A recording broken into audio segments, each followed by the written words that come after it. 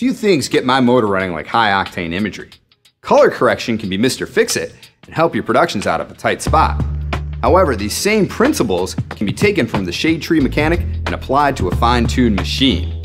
This week, we're popping under the hoods of our NLEs and looking at how color correction can be used to stylize your footage.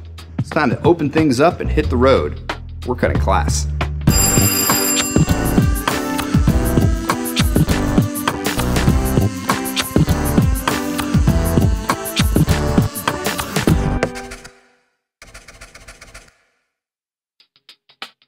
A vital part of any post-production workflow is color correction.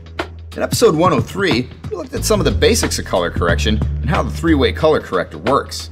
It's a standard tool that can be found in any professional editing application. Today, we're going to look at how we can color correct our footage for effect by using secondary color correction. I'm going out on a limb here, but I'm willing to bet the archives have something for us on this subject. A slideshow from adjunct propaganda. When the cow moos, advance to the next slide. Moo.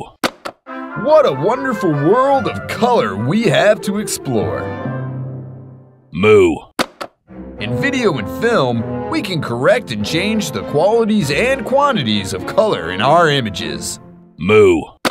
Primary color correction affects all the color information in an image. Moo. Secondary color correction affects specific, isolated color information in an image. Moo. It can make my brown eyes blue. Moo. Tertiary color correction is a mind bender for the future. Thank you, Mr. Robot Man. Moo.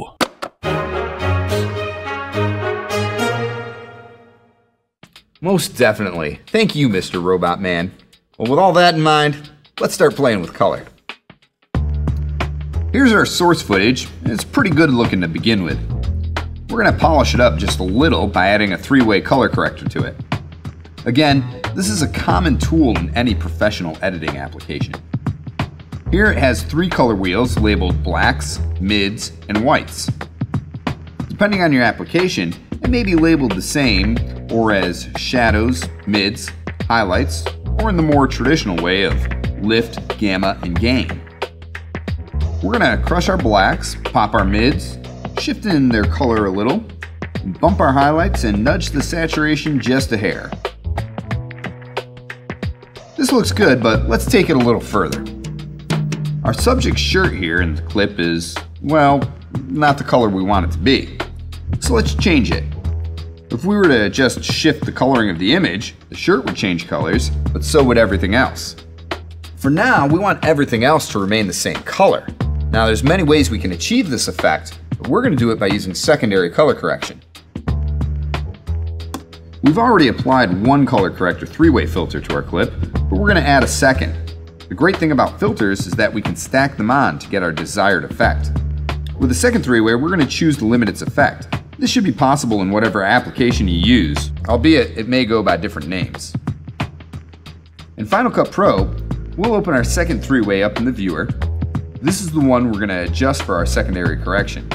At the bottom of this window, notice there's a line labeled Limit Effects. To the left there's a twirly. Let's open it. Notice that we have a new palette of controls at our disposal. These are basic HSL, hue, saturation, and luma. These are the controls for selecting our range of pixels.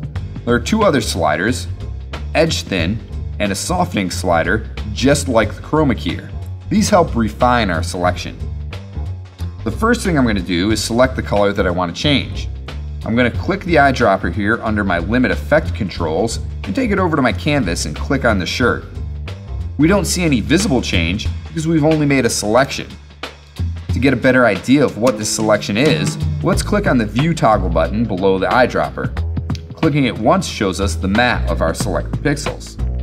Notice that it's obvious from our map view that we have yet to select all the pixels in our shirt. Let's click the eyedropper again, hold down the Shift key, and click on a portion of the shirt that's not selected. In our map view, it now appears that the majority of our shirt is selected. Let's toggle back to our final view by hitting the View toggle twice. This way we can see the effects of our secondary color correction.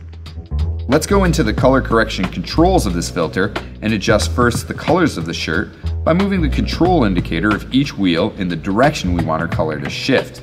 Notice in the canvas that we can now identify several problems in our color correction. Our shift in color doesn't look natural, and we need to refine our selection to cover the entirety of the shirt but not bleed into other parts of our image. We'll use the color bar under the limit effect. The buttons on the top of the bar select the range of colors that we want to select, while the buttons on the bottom of the bar set the tolerance of that range. I'm going to expand these ranges out just a little, too far, and I'm bringing in parts of the image that I don't want to change. We can also adjust the selection by setting a tolerance for the range of saturation in the shirt, as well as selecting a particular range of luminance within the shirt. To control the edge pixels of our selection, we want to use the edge thin slider to select the depth of fringe pixels in our selection. The edge of our selection is looking a little too sharp here, so we're going to dull it down by slightly bringing up our softening slider.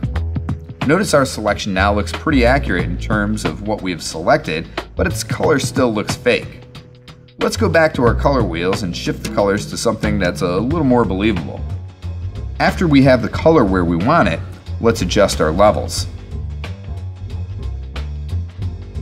I found that oftentimes when performing secondary color correction that the shift in color can flatten the altered pixels just a little bit. So we're going to change the luminance values and the saturation to make it more believable. Why don't we stylize this just a little bit more? We'll apply a third color corrector three-way to this clip and again open up the limit effect controls. Click on the selection button next to the Luma control bar, making sure that the chroma bar and saturation bar are not selected. This way our selection in this corrector will only be based on the image's luminance levels. First, let's position our range selection to span the bottom of our luminance values. Next, we'll set the tolerance to run the range from the darkest portions of our image slightly above the upper end of our range selection. Now we'll make our adjustments by slightly crushing the shadows, gently lifting our mids, and we're going to blow out the highlights. Notice that when we do this, the highlights in the image remain intact because they're not part of the selection. Instead, the dynamic range of the low end of our image is now changed. Our image is almost there. Let's add a fourth three-way color corrector, open its limit effect controls, and this time we're going to turn on the saturation controls for our selection. Let's set our range to run from those pixels that are the least saturated to a point somewhere entering the middle range of our selection values. Set the tolerance for this selection to run from the least saturated to well within our highly saturated pixels. Let's make adjustments to our selection now by moderately crushing our blacks, bumping our mids, and again boosting our highlights. After we've adjusted these levels, we'll significantly drop our saturation. Notice what's happened here. Our image has a highly contrasted, washed out dynamic range, while our initial selection is brightly colored. This is because the most recent selection we made affected just about everything in the image except for the areas that were overly saturated. One last touch up. The sky is now completely blown out and our image almost looks dead because of it. I'm just going to take a simple gradient I've created, it ramps down from light blue to white, and place it on the layer above my footage. I'll select my gradient and set its compositing or blending mode to multiply. And there we have it, a stylized shot.